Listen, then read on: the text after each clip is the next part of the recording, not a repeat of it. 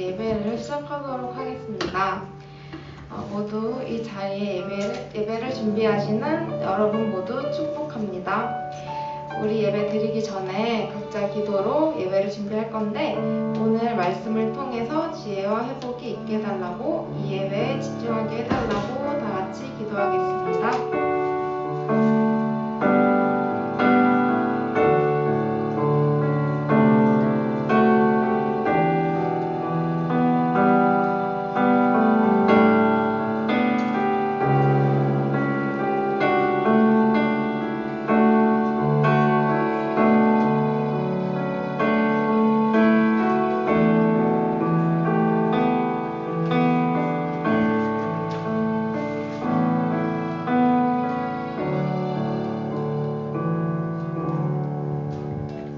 사후신경으로 신앙 고백하시겠습니다. 나는 전능하신 아버지 하나님 천지의 창조주를 믿습니다. 나는 그의 유일하신 아들 우리 주 예수 그리스도를 믿습니다. 그는 성령으로 잉태되어 동정녀 마리아에게서 나시고 본디오 빌라도에게 고난을 받아 십자가에 박혀 죽으시고 장사한 지 사흘 만에 죽은 자 가운데서 다시 살아나셨으며 하늘에 오르시어 전능하신 아버지 하나님 우편에 앉아 계시다가 거기로부터 살아있는 자와 죽은 자를 심판하러 오십니다. 나는 성령을 믿으며 거룩한 공교회와 성도의 교제와 죄를 용서받는 것과 몸의 부활과 영생을 믿습니다. 아멘.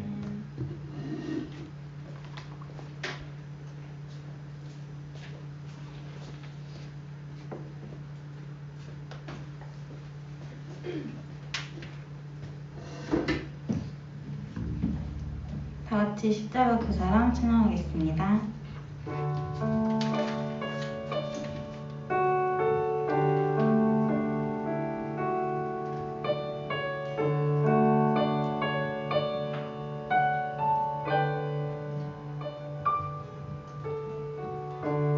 십자가 그 사랑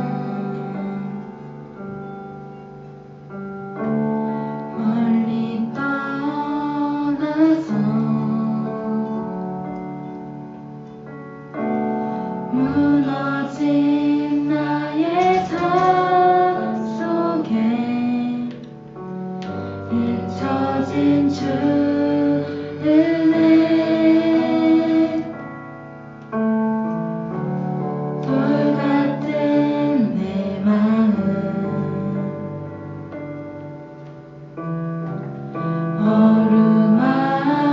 어루만지사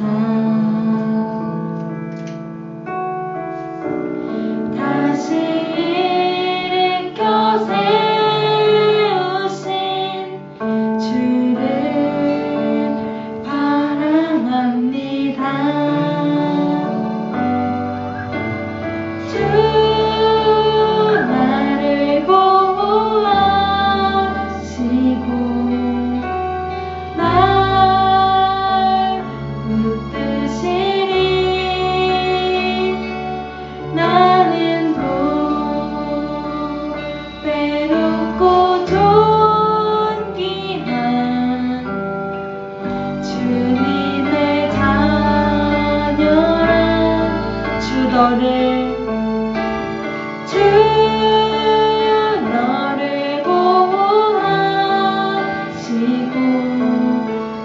널 붙드시리 너는 괴롭고 존귀한 주의 자녀라 지나간 일들을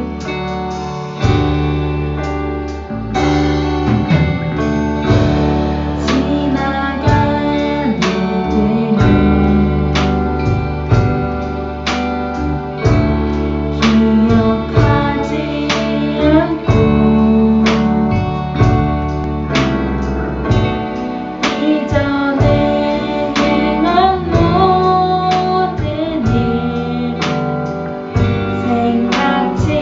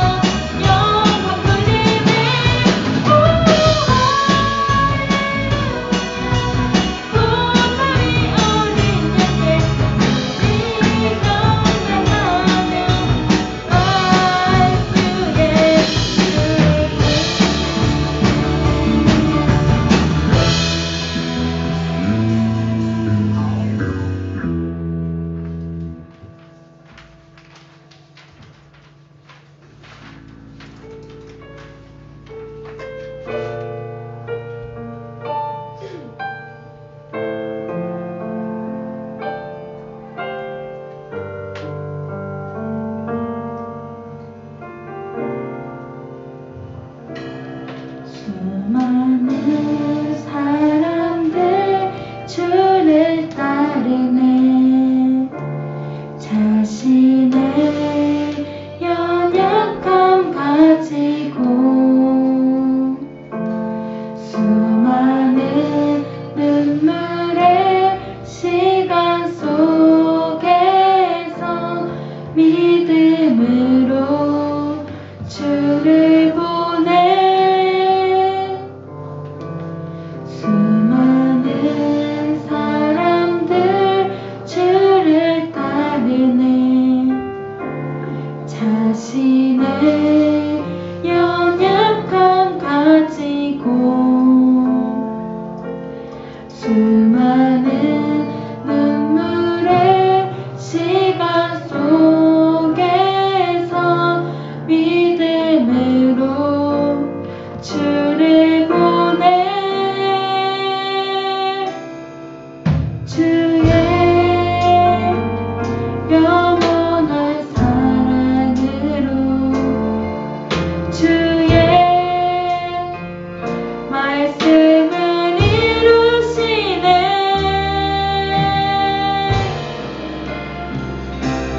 삶의 모든 문제들 나를 힘겹게 해도 포기하지 않는 오늘을 살아내리라.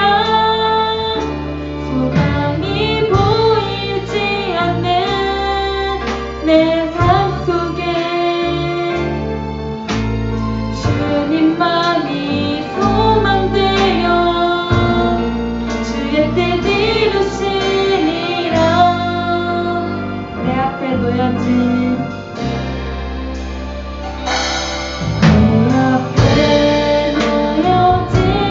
상황 속에서 이겨낼 힘조차 없을 때 연약한 나에게 힘겨운 이 길 믿음으로 나아가네. 주의 영원한 사랑으로 주의 말씀을 이루시네.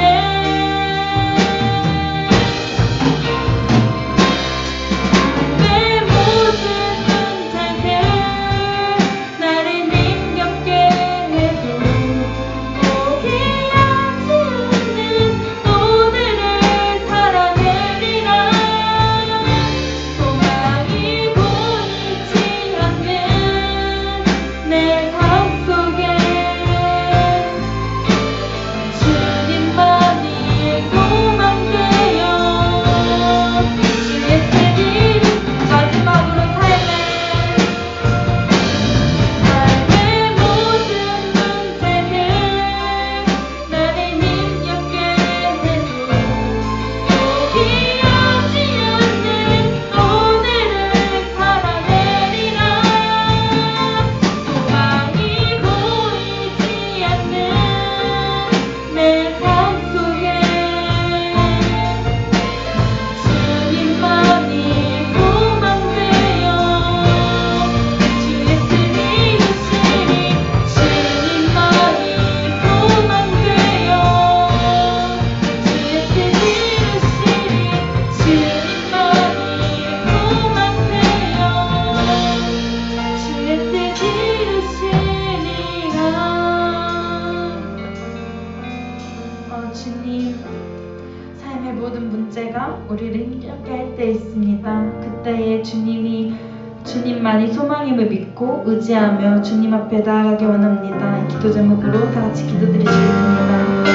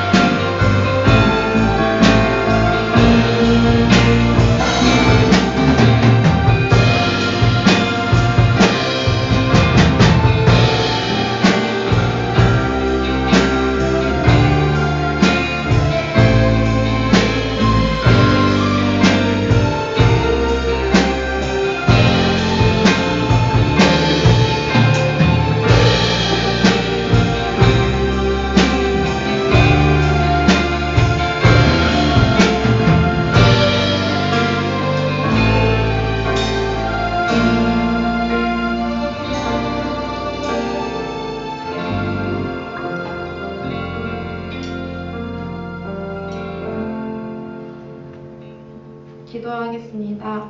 하나님 아버지 감사합니다. 한 주 동안 각자의 자리에서 잘 지내고 오늘도 이 자리에 나와서 예배를 드릴 수 있게 하심을 감사합니다. 내일부터 추석 명절로 가족과 좋은 시간을 잘 보내게 해주시고 추석 때 이동하는 가정에게도 안전과 운전대에 동행하심이 있게 해주세요. 추석에 풍요로운 음식과 가정의 쉼을 허락해 주신 하나님께 감사하며 올 추석에도 건강과 하나님의 보호하심이 있게 해주세요. 그리고 목사님의 가정도 주님께서 지켜주시고 오늘 설교 말씀을 통해 청년들의 마음과 회복과 지혜를 더하여 주세요. 청년들이 마음이 힘들고 어려울 때 하나님을 더 의지하며 살아가고 겸손하고 범사에 감사하는 삶을 살게 해주세요. 불안한 각자의 삶 속에서 성령님의 인도하심과 은혜를 더하여 주시옵소서. 감사드리며 예수님 이름으로 기도합니다. 아멘.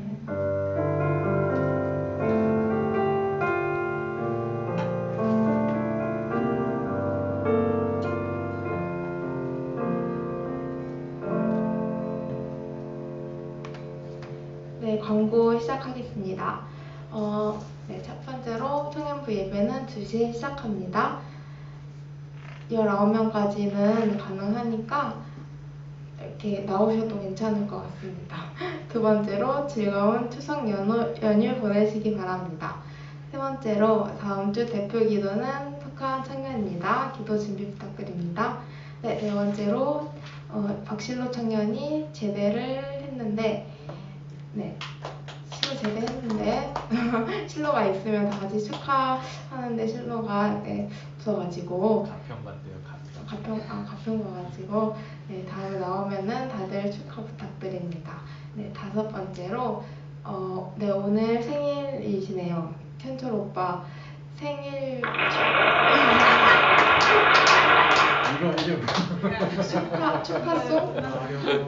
축하송 축하합니다. 생일 축하합니다. 축복합니다.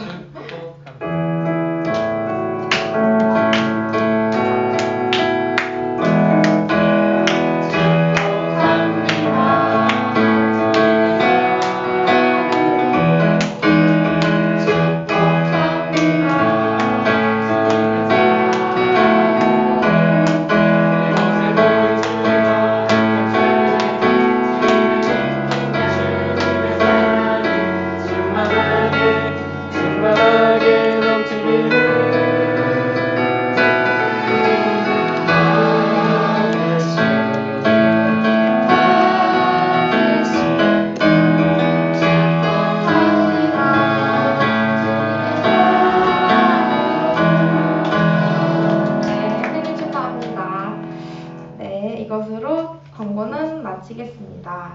저희 지금은 이제 헌금하는 시간으로 찬양하며 헌금 드리겠습니다.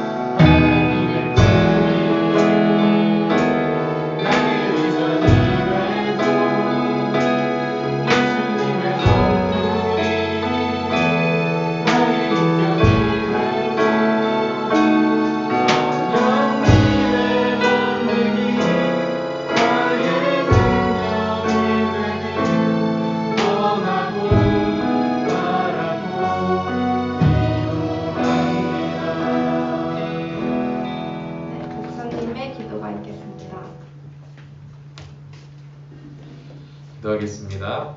하나님 은혜를 감사합니다. 저희들 또 한 주간의 삶을 지켜주시고 이 자리에 나와 함께 예배할 수 있게 하신 은혜 감사를 드립니다. 이 시간 우리의 마음을 다하여 하나님을 예배하게 하시고 우리의 믿음을 진심으로 고백하는 시간 되게 하시며 하나님의 말씀을 통해 우리의 심령이 풍성한 은혜의 시간 될 수 있도록 주님께서 인도하여 주시옵소서. 이 시간에 또 우리 제대한 청년과 생일을 맞이한 청년을 위해서 기도합니다. 실로가 또 오랜 군 생활을 마치고 이렇게 건강한 모습으로 제대할 수 있게 하심에 감사를 드립니다. 또 쉼의 시간을 가진 뒤에 또 우리 함께 만나서 예배 드릴 수 있는 또 우리 실로 될 수 있도록 주님께서 인도하여 주시고 또 실로의 앞길 가운데도 또 함께하여 주셔서 우리 실로가 하나님께 귀하게 쓰임받는 청년 될 수 있도록 은혜 베풀어 주시옵소서. 또 현철이의 생일을 우리가 축복하며 나아갑니다. 현철이가 또 오랫동안 우리가 함께 얼굴을 보며 예배드리지 못하고 있지만 항상 온라인을 통해서 우리와 함께하고 있는데 현철이의 믿음 가운데 또 현철이의 삶 가운데 또 현철이가 하는 모든 일들 가운데 그 가정 가운데 주님 늘 함께하여 주시고 건강하게 하시며 영육간의 강건함으로 붙들어 주셔서 그가 하는 모든 일들이 하나님의 은혜 가운데서 아름다운 열매를 맺는 귀한 일들이 될 수 있도록 인도하여 주시고 함께하여 주시옵소서. 이 시간 또 주님께 예물 드리는 손길마다 축복하여 주시고 또 현장에서 또 온라인으로 주님께 예물 드릴 때에 주님 기뻐 받아 주시며 예물이 쓰이는 곳마다 하나님의 은혜가 넘쳐나게 하여 주시옵소서. 또 우리가 추석 연휴를 앞두고 또 우리가 추석 연휴 기간을 보내게 되는데 가족들과 귀하고 좋은 시간 또 쉼의 시간 가질 수 있도록 은혜를 베풀어 주시고 또 이 추석 연휴 동안에 또 하나님께서 우리와 함께 해주셔서 참으로 귀한 시간들로 채워질 수 있도록 은혜 베풀어 주시옵소서. 예배가 마치는 시간까지 함께 해주실 것을 믿사오며 예수님의 이름으로 기도드리옵나이다. 아멘.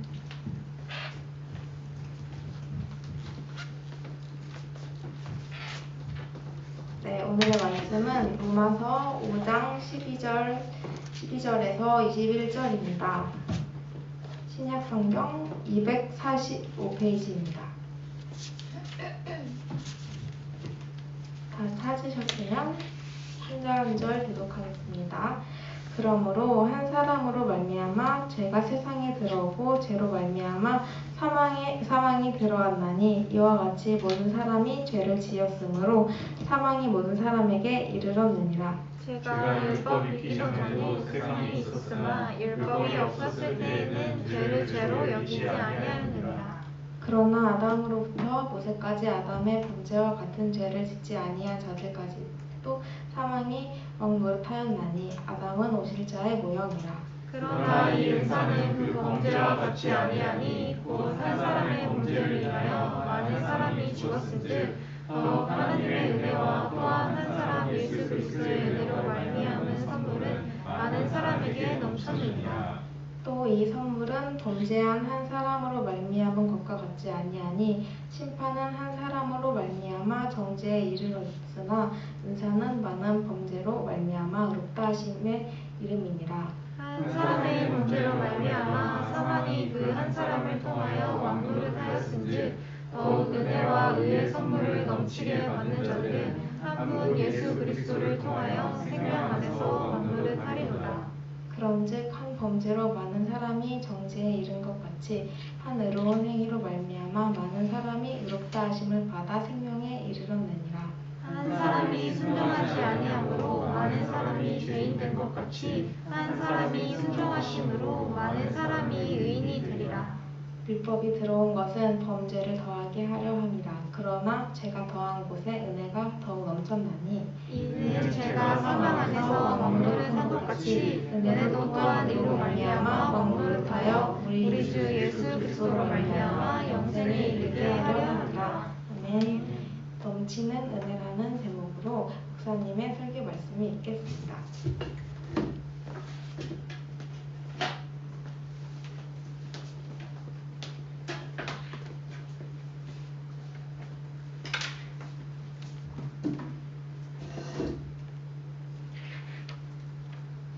네, 반갑습니다. 우리 청년부 예배실에 음향이 그렇게 좋은 상태가 아니라서 우리가 중고등부하고 같이 예산을 같이 편성해서 음향을 바꿨으면 하는 마음을 가지고 있어요. 그래서 뭐 결정된 건 아니고 그런 마음을 가지고 있어서 우리 같이 기도해 주셔서 우리 뒤에 믹서기도 그렇고 마이크는 지금 수리를 지금 오늘 아직 안 왔죠? 마이크? 안 왔어요. 아직 안 왔죠? 수리 중이고요. 그래서 음향을 좀 우리가 교체할 계획을 가지고 있기 때문에 기도해 주셔서 또 예배실 음향이 많이 좋아질 수 있도록 기도를 해주시면 좋을 것 같아요. 그래서 일단은 그런 계획을 가지고 있다라는 것. 그리고 우리가 지난달부터 교회 방역 지침이 좀 완화가 돼서 우리 청년부 예배실 같은 경우에는 약 19명까지 예배가 가능합니다. 그 10% 뭐 이런 기준이 아니라 100명 이하 예배실 같은 경우는 19명으로 예배가 가능하도록 방역 지침이 교회 종교시설 같은 경우에 완화가 돼서 청년부 예배실도 19명까지 예배가 가능해요. 그래서 아까 길에서 원호를 만났는데 원호도 마찬가지고 뭐 지난주에 얘기했던 청년들도 예배 못 나오는 거 아니냐고 물어보더라고요. 온라인 예배만 드려야 되는 거 아니냐. 그렇지 않다는 거. 네. 이제 비대면 대면 동시에 진행이 가능한 상태고 19명까지 참석을 하시면 되고, 또 우리가 마스크나 손소독을 잘 하고 모이면 우리가 이렇게 조심해서 방역에 주의해서 이렇게 예배를 드릴 수 있도록 하면 될 것 같아요. 그죠? 그래서 지금 우리 온라인으로 예배드리고 있는 물론 대면 비대면 여러분들이 선택하시면 되는 거예요. 뭐 강제가 아니기 때문에 여러분들이 각자 마음에 생각해서 19명까지 가능하니까 그날 뭐 19명 넘으면 다른 데서 예배 드리시면 근데 뭐 19명 넘을 일이 잘 없을 것 같긴 한데 어쨌든 그렇게 예배가 가능하다는 거 알아주셨으면 좋겠습니다. 이제 추석 연휴가 시작이 됐죠. 다들 뭐 추석 되면은 또 내려가 봐야 되는, 고향에 가봐야 되는 사람들도 있고, 요즘은 이제 코로나 때문에 가족끼리 잘 못 모이잖아요. 목사님도 가족끼리 이제 부모님만 만나 뵈러 갔다 오게 되는데, 또 친척들끼리 못 모이는 것 때문에 좀 추석이 좀 썰렁하긴 하지만 어쨌든 추석 연휴 잘 보내시고 또 다음 주일날 만났으면 좋겠습니다. 오늘은 넘치는 은혜라는 제목으로 로마서 5장 12절부터 21절까지 말씀을 가지고 은혜를 나누려고 합니다. 여러분들 여기 본문에는 아담과 그리스도의 이야기가 대조를 이루고 있죠. 아담에 의해서 어떤 일이 벌어지고, 하지만 그리스도로 말미암아 어떤 일이 일어났다라는 것을 대조해서 보여주고 있는데, 사실 우리가 교회 다니면서 익숙한 아담과 그리스도에서 익숙한 이야기이기 때문에 우리가 이것을 읽을 때 큰 뭐 반감이 들거나 그러진 않지만, 사실 교회 다니지 않는 사람들 입장에서는 아담의 이야기나 그리스도의 이야기는 그렇게 믿을 만한 이야기라고 생각하지 않는 사람들이 많은 것 같아요. 그죠? 우리가 아담도 그렇고 그리스도도 그렇고 또 신화나 전설 같은 이야기라고 생각을 하겠죠. 아담 같은 경우도. 그래서 나와는 아무 상관없는 얘기다라는 것을 믿지 않는 사람들은 그렇게 생각을 할 수가 있다는 거예요. 뭐 믿는 사람들 중에서도 그런 생각을 하는 사람들이 있겠죠. 아담이 실제 인물이 아니라고 주장하는 신학자들도 있거든요. 그래서 그걸 신화로 보는 사람들도 믿는 사람들 중에 있어요. 하지만 어쨌든 그것이 아담의 이야기가 됐든 그리스도의 이야기가 됐든 사실 나와 아무 상관없다라고 생각을 하고 믿지 않는 사람들은 그렇게 여기면서 살아가요. 하지만 하나님을 우리가 믿게 될 때, 예수님을 믿게 될 때 아담과 그리스도의 이야기는 곧 우리의 이야기가 되는 거잖아요. 아담으로 인해서 우리가 어떻게 됐고 그리스도에 의해서 우리가 어떻게 되는지를 알아야 되기 때문에 그 이야기는 우리의 이야기가 되는 거예요. 하나님의 창조 때부터 예수 그리스도에 이어서 지금까지 이어지고 있는 이 거대한 구원의 이야기, 구원의 서사, 구원의 이야기의 일원으로 우리가 참여하게 되는 것이 믿음이에요.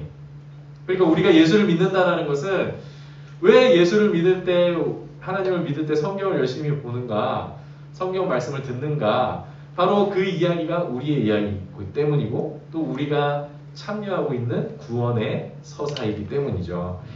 여러분도 혹시 포스트 모더니즘 이런 말 들어본 적 있어요? 포스트 모던, 요즘 우리가 살아가는 시대를 포스트 모더니즘 사회다. 무슨 말인가?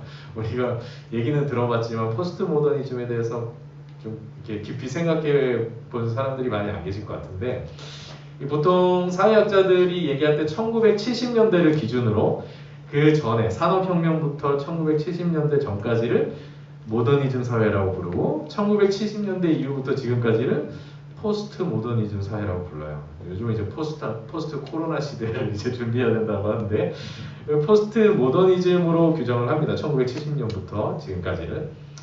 근데 모더니즘의 특징이라고 한다면은 이성을 중시하고 합리성을 중요시 여기고 과학적인 사고 이런 것들이 중요시되는 사회가 산업혁명 이후부터 1970년대까지 모더니즘 사회예요. 근데 이 모더니즘 사회 때 어떤 일들이 있었냐면은 1차 세계대전, 2차 세계대전, 또 홀로코스트, 유대인 학살, 그죠? 이런 일들이 벌어졌어요. 그래서 사람들이 아니 인간이 이성이 가장 중요하다라고 생각을 했는데 인간이 이런 오류를 범할 수가 있구나. 기계만 오류를 범하는 것이 아니라 기계는 오류를 범하면 자기들끼리 망가지고 그만이지만은 사람이 오류를 범하면 히틀러 같은 인간이 나오면 엄청난 일들이 벌어지는구나. 이 모더니즘 사회가 이래서 붕괴되기 시작하는 거야. 사람들이 모더니즘의 한계를 드러내는 것이죠. 그리고 냉전 시대가 쭉 이어지게 되고 이에 대한 반감으로 1970년대부터 포스트 모더니즘 사회가 도래하게 되었다라고 얘기하거든요. 사실 1970년 이전 시대를 살아본 사람이 여기 있어요? 저도 1970년대 아니거든요. 1970년대는 여러분들은 뭐 아버지, 어머니 그 시대라고 볼 수 있는데 저도 1980년생이니까 여러분들과 같은 포스트 모더니즘 베이비 포스트 모더니즘 베이비예요. 그래서 모더니즘과 포스트 모더니즘의 차이를 저도 잘 몰라요. 저도 경험해보지 않았기 때문에. 근데 뭐 여러분들 아버지, 어머니 세대들은 이런 그 포스트 모더니즘과 모더니즘을 이렇게 넘어가는 이 세대, 그러니까 여러분들과 부모님 세대는 엄청난 간극이 원래 있었던 거예요. 그런 시대인데 리오타르라는 프랑스 철학자, 이 포스트 모더니즘을 주장한 아주 유명한 철학자인데 이 사람이 포스트 모더니즘 시대의 특징을 뭐라고 얘기했냐면 좀 어려운 말 써도 괜찮겠죠? 그럼요. 자, 거대 서사의 붕괴의 시대다 이렇게 얘기를 해요. 이 무슨 말인지 알겠어요? 거대 서사는 이제 내로들 이야기죠. 거대 서사가 붕괴된 시대다. 그러니까 예를 들어 우리 대한민국 사람들은 여러분들 우리 조상이 누구라고 얘기를 들었어요? 당군이 우리의 조상이라고 생각을 해서 당군의 이야기를 여러분들 초등학교 때 들어봤어요? 네. 당군 설화. 이것을 막 이렇게 열심히 들어요. 그래서 우리는 당군의 자손이고 우리는 한결에다 막 이렇게 얘기를 하면서 이 당군의 자손이라는 거대 서사 속에서 살아가는 민족이라고 배웠거든요. 근데 이런 거대 서사에 이제 사람들이 관심을 안 갖기 시작하고 그런 것들에 대한 존중심이 사라지고 오히려 거대 서사보다는 내 개인의 일상, 내 사소한 이야기들이 더 중요시되는 사회가 포스트 모더니즘 사회다. 이렇게 얘기를 하는 거예요. 이해가 가요? 이렇게 얘기하면 좀 이해가 가요? 예를 들어서 우리가 인스타그램이나 틱톡 같은 것들이 틱톡 하는 사람 있나요?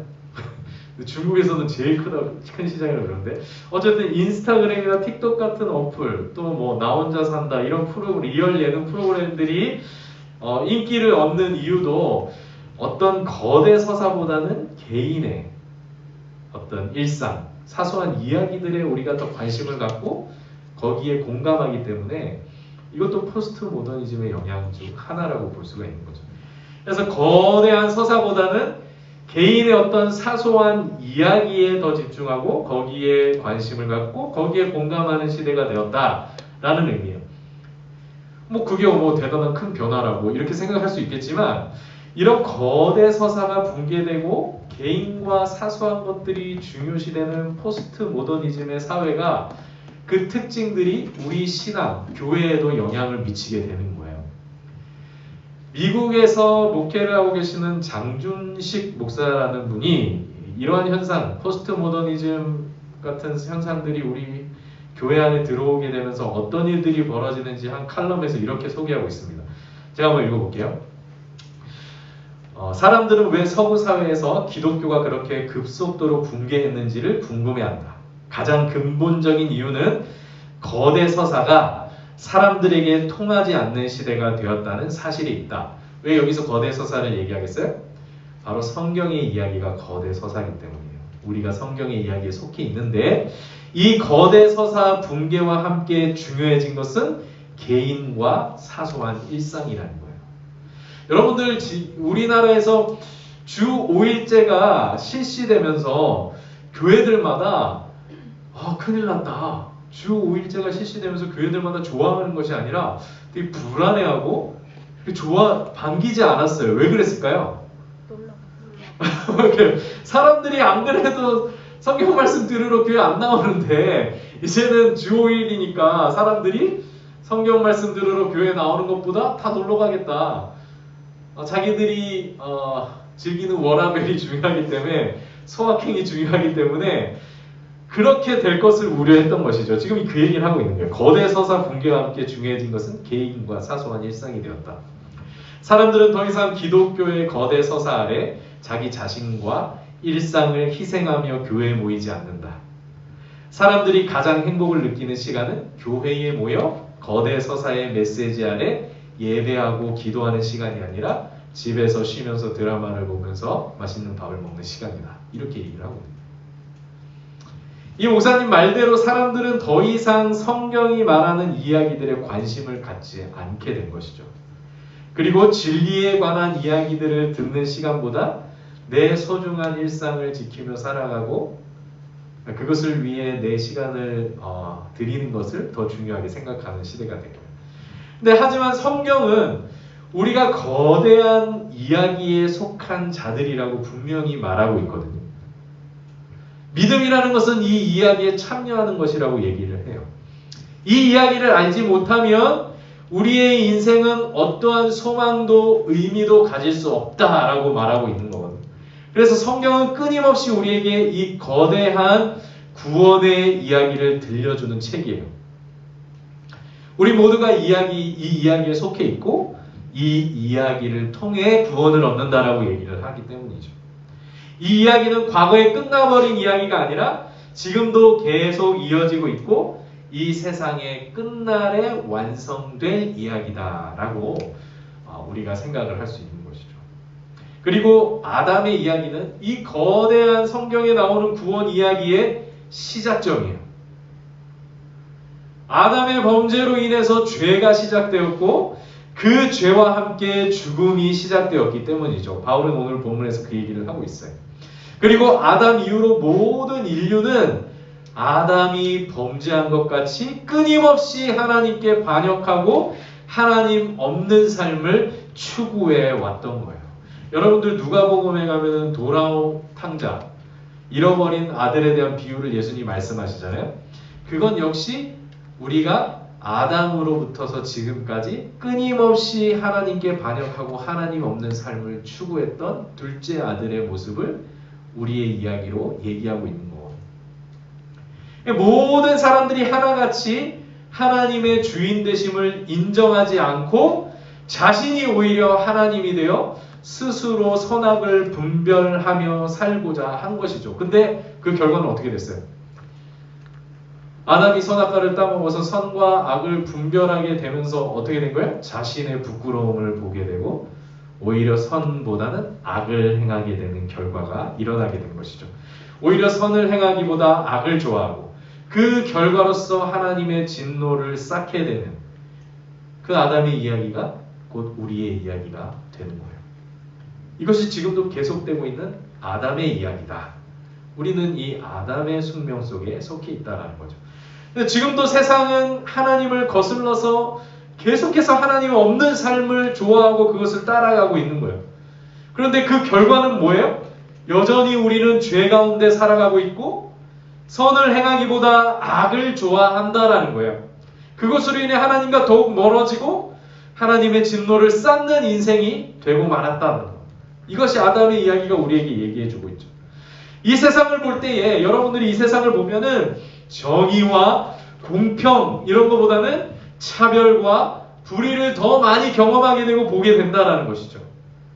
전쟁과 기근과 재앙에 관한 소식은 날로 더해가고 있어요. 옛날 같으면은 전쟁하면은 군인들 몇 명끼리만 이렇게 싸워서 죽지만은 요즘은 전쟁 한번 했다 그러면은 총으로 막 미사일 다 쏘고 막 민간인들도 죽고 그러잖아요. 더 이 전쟁은 잔인해지고 더 많은 희생자를 내고 있는 거예요. 우리 과학과 기술과 문명이 이렇게까지 발전되었지만 우리는 여전히 인구 절벽, 기후 변화, 소득 불균형 이런 문제들을 계속해서 떠안고 살아가는 거예요. 문제가 사라지지 않아요. 문명이 발전하고 기술이 발전한다고 해서 우리의 문제가 사라지지 않는다라는 거예요. 이 문제들로 가득한 세상이 바로 바울이 말했던 사망이 왕노릇하는 세상이다. 이것이 우리 민낯이라는 거예요. 사망이 왕노릇하는 세상. 우리가 아무리 발버둥 쳐봐도 우리가 아무리 발전시켜봐도 여전히 죄와 죽음은 우리를 지배하고 있는 것이죠. 육체적인 죽음만이 전부가 아니라 하나님을 거역한 죄로 인해 죽음의 권세가 우리 삶의 구석구석을 지배하는 세상 속에 살아가고 있다는 거예요. 아담의 이야기, 아담의 그 숙명이 지금도 계속되고 있다. 하지만 바울이 이 아담의 이야기로 끝내버렸다면은 그는 운명론자나 염세주의자가 됐을 텐데 그렇게 하지 않고 아담의 이야기로 끝낸 것이 아니라 15절에서 새로운 반전의 이야기를 우리에게 들려주고 있어요. 우리 15절을 다 같이 읽어보겠습니다. 15절 시작. 그러나 이 은사는 그 범죄와 같지 아니하니 곧 한 사람의 범죄를 인하여 많은 사람이 죽었은즉 더욱 하나님의 은혜와 또한 한 사람 예수 그리스도의 은혜로 말미암는 선물은 많은 사람에게 넘쳤느니라. 이게 반전이에요. 아담의 범죄로 인해 많은 사람들이 사망 아래서 사망의 왕노릇 아래서 살게 되었지만 그리스도로 말미암아 모든 사람에게 넘치는 은혜의 선물에 관한 이야기가 시작되고 있는 거예요. 이는 하나님께서 배역을 거듭하는 우리를 아담의 숙명, 사망의 왕노릇 가운데 내버려 두지 않으시고 그 아들이신 예수 그리스도를 보내주셔서 그 은혜의 선물을 받는 자마다 의와 생명을 얻게 하는 이야기다. 이 새로운 이야기가 펼쳐지고 있는 것이다. 17절에서는 이 변화를 가리켜서 사망의 왕노릇이 아니라 생명 안에서 왕노릇하게 된다라고 말하는 거예요. 근데 여기서 중요한 건 지금까지 아담을 통해서 사망이 우리 안에 왕노릇했어요. 이때는 주어가 사망이에요. 왕노릇하는 주체가 사망인데 이제는 그리스도를 통하여 누가 생명 안에서 왕노릇하는 거예요? 우리가 사망의 종이었던 우리가 이제는 그리스도로 말미암아 그리스도와 함께 생명 안에서 왕노릇하는 자가 되었다. 왕좌에 앉게 되었다. 이 얘기를 하고 있는 것이죠.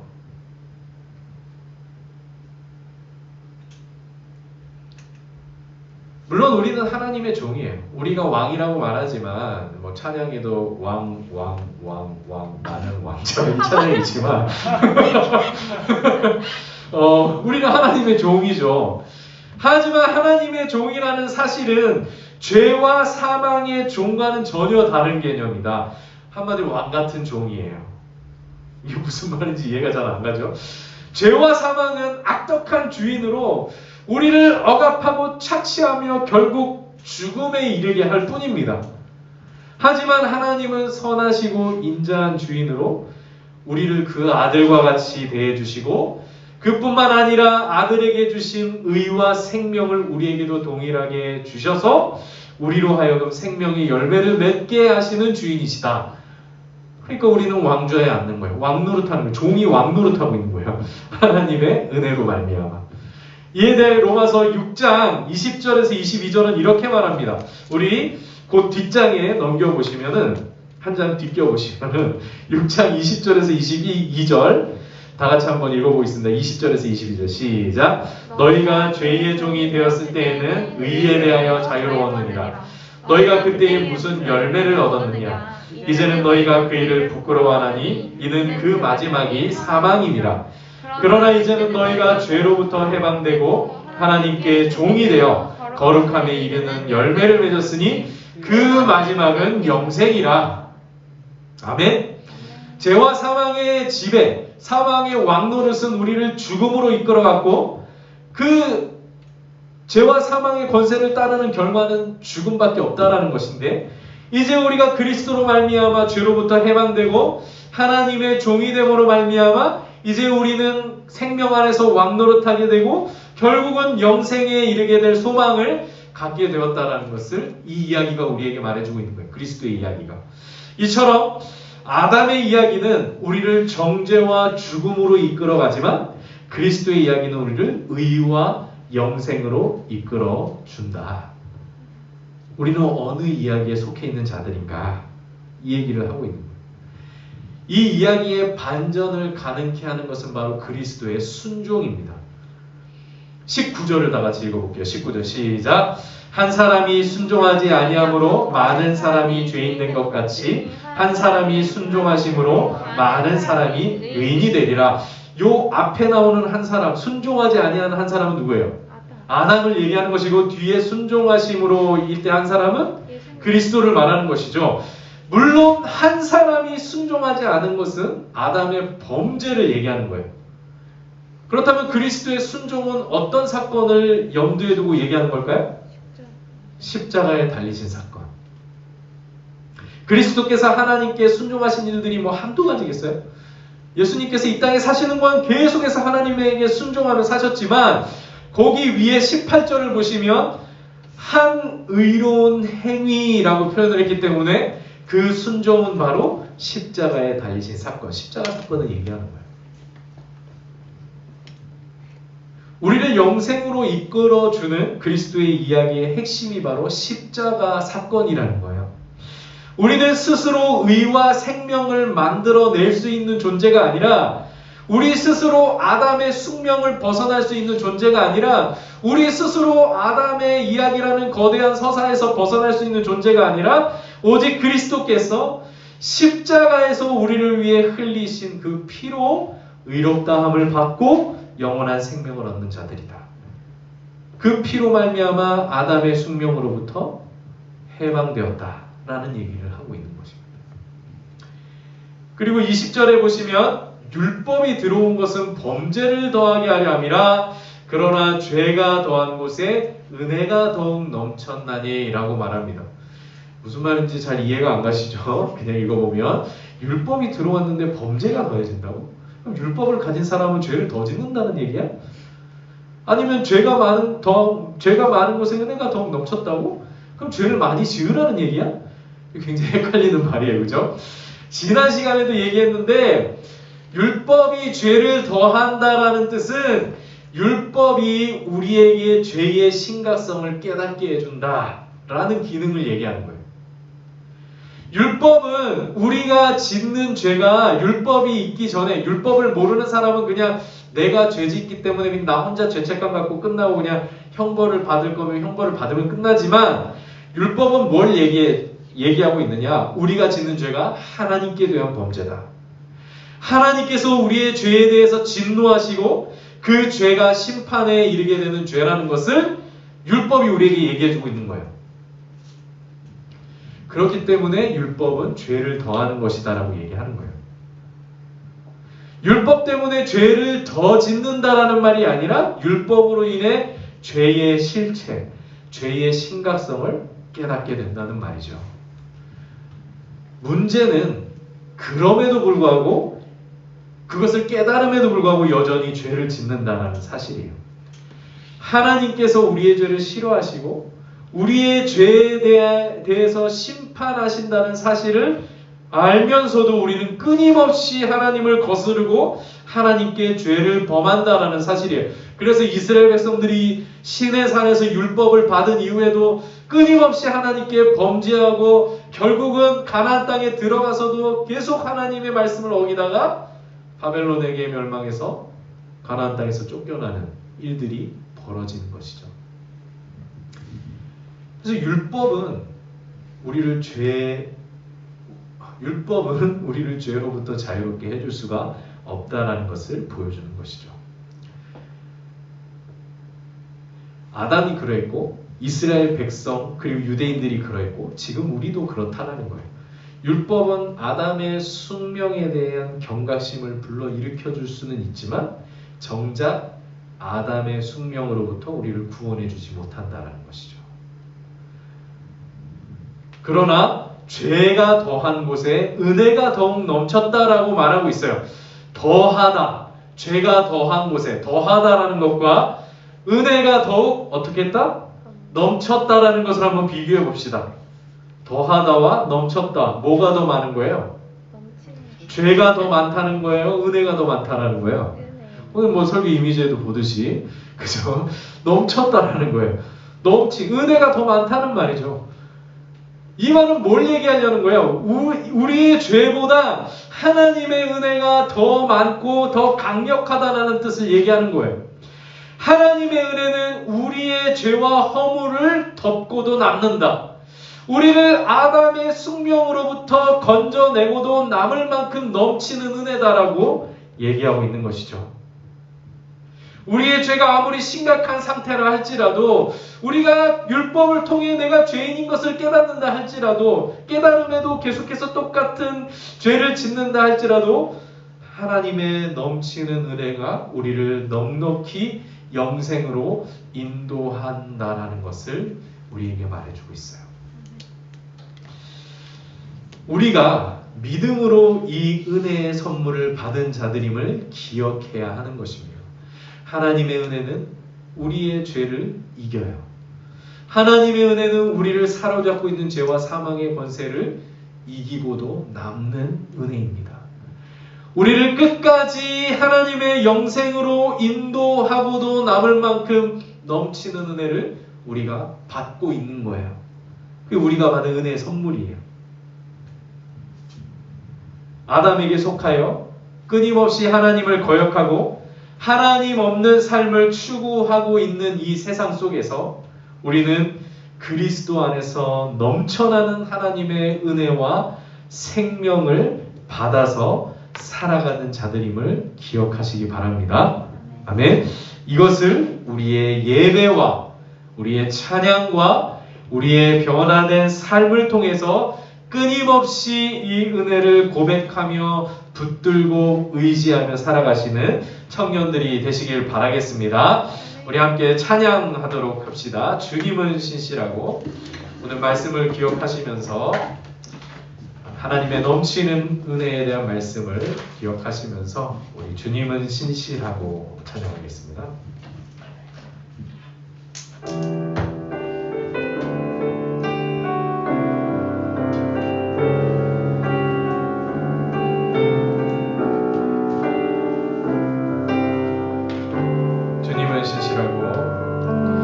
주님은 신실하고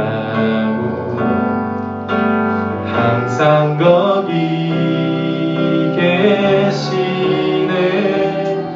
주 사랑을 뭐라 할까. 주님은 신실하고 주님은 신실하고 항상 거기 계시네.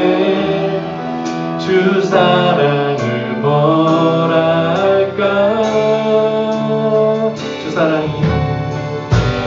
주 사랑이 내 생명보다 귀하고 주 사랑이 파도보다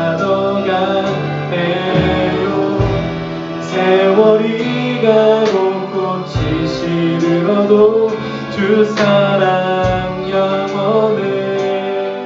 주님 사랑 진실 주 사랑이 내 생명보다 귀하고 주 사랑이 파도보다 더 강해요. 세월이 가고 꽃이 시들어도 주 사랑 영원해. 주님 사랑 진실 주님은 진실하고 주님은 진실하고 항상 거기 계시네. 주 사랑을 뭐라 할까. 주 사랑이 내 생명보다 주 사랑이 내 생명보다 귀하고 주 사랑이 파도보다 더 강해요. 세월이 가고 꽃이 시들어도 주 사랑 영원해. 주님 사랑 주 사랑이 내 생명보다 주 사랑이 내 생명보다 귀하고 주 사랑이 파도보다 더 강해요. 세월이 가고 꽃이 시들어도 주 사랑 영원해. 주님 사랑 진실해요. 이제 우리 다 같이 기도하며 나아갑시다. 우리가 성경이 말하는 거대한 이야기 속에 속해서 살아갑니다. 아담이 저질렀던 범죄로 인하여 그 죄로 인해 들어온 죽음으로 인하여 사망이 왕노릇하는 이 세상 속에서 아무런 소망도 의미도 가치도 발견할 수 없는 그러한 세상 속에서 끊임없는 문제들이 일어나고 끊임없이 죄와 죽음의 수레바퀴 속에서 살아가는 그 사망의 지배와 왕노릇 아래서 종이 되어 살아가는 우리의 모습을 성경은 이야기해주고 있습니다. 그것이 아담의 이야기일 뿐만 아니라 우리의 이야기라고 말해주고 있습니다. 하지만 성경은 거기서 그치는 것이 아니라 우리를 위해 자기 아들을 보내주신 하나님의 사랑으로 우리가 그 아담의 숙명에서 벗어나 우리의 죄와 허물을 덮고도 남을 만큼 넘쳐나는 하나님의 은혜가 지배하는 이야기 속으로 우리를 불러주시고 우리가 참여하게 하시고 우리가 그 이야기의 완성 가운데 살아가고 있다는 것을 오늘 바울이 우리에게 얘기해주고 있습니다. 우리가 어느 이야기에 속해 있는 자들인지를 기억하고 우리가 받은 하나님의 은혜의 그 선물이 어떠한 것인지를 생각합니다.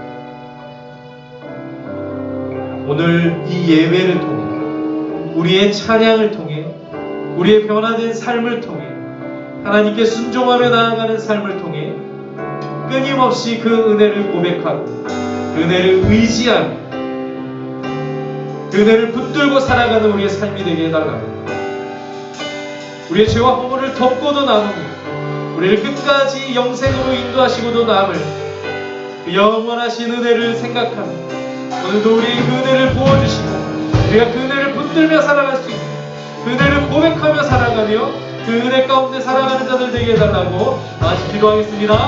하나님 아버지 이 시간 우리가 기도하며 나아갑니다. 아담의 숙명 가운데 갇혀서 죄와 사망이 지배하는 세상 속에서 끊임없이 죄를 반복하고 우리가 하나님 앞에 죽을 수밖에 없는 죄인 하나님의 심판을 받을 수밖에 없는 죄인임을 기억하면서도 여전히 죄를 짓고 여전히 불행한 가운데 살아가고 여전히 우리 앞에 놓인 수많은 문제로 인하여서 아버지 허덕거리는 삶을 살아가는 우리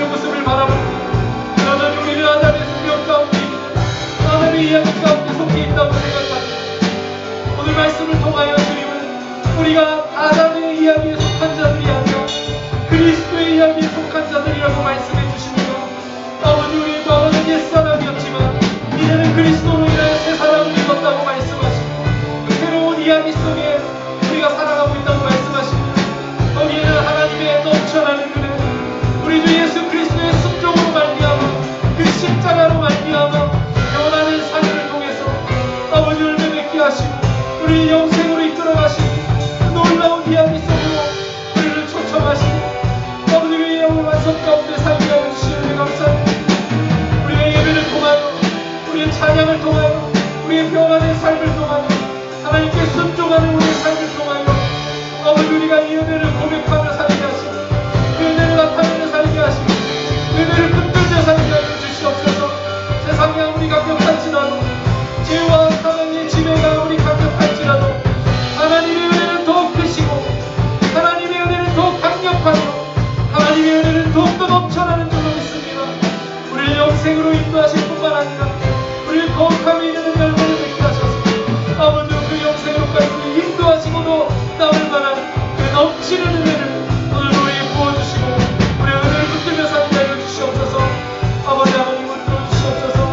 우리의 연약함, 아버지 우리의 부족함, 아버지 하나님 아버지 함께 하시고 아버지 주시옵소서.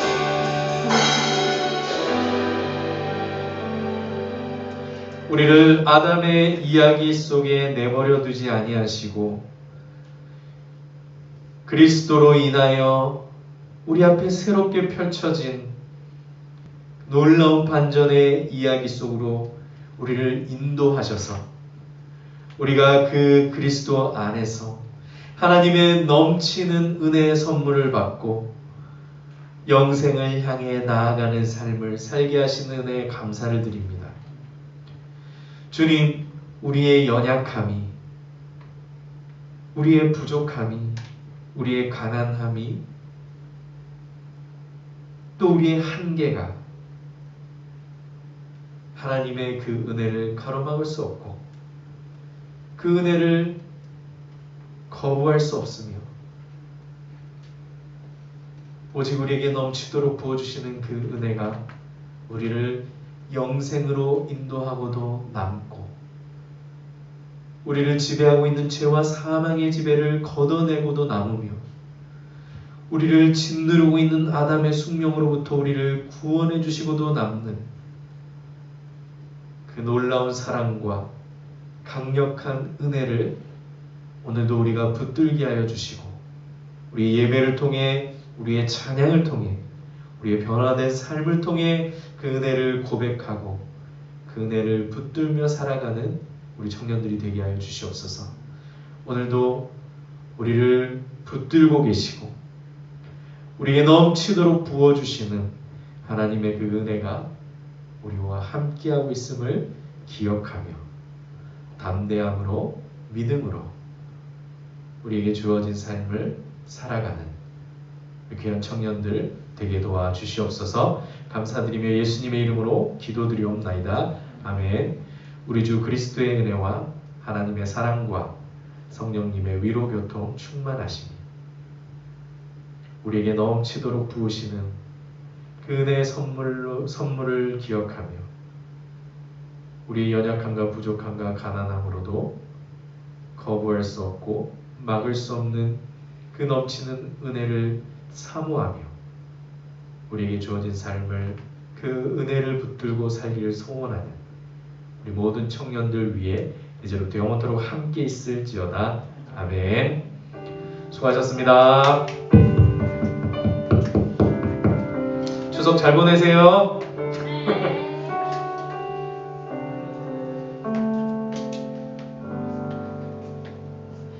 다들 지쳐가고 있어.